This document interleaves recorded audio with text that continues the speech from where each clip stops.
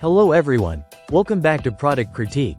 Today, we're diving into a kitchen essential that promises versatility and flavor. RiceSelect's Royal Blend. This product is touted as one of the best multi-grain rice mixes available in the market. Combining Texmati white, brown, red, and wild rices for a unique culinary experience.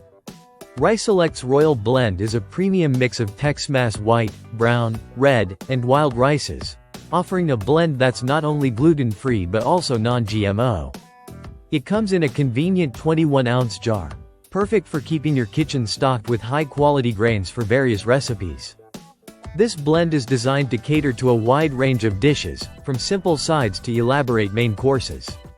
Each type of rice in the blend contributes its distinct texture and flavor profile, enhancing any dish it's used in.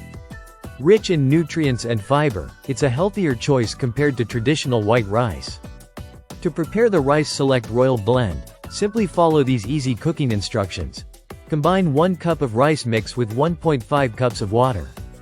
Add a teaspoon of butter or margarine, and optionally half a teaspoon of salt.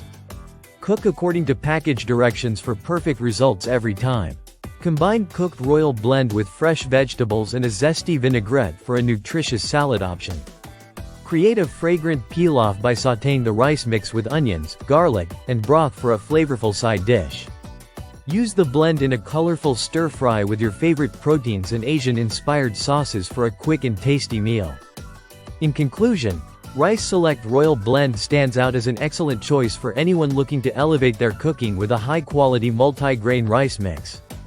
Whether you're a seasoned chef or a home cook experimenting in the kitchen, this blend offers both convenience and culinary excellence.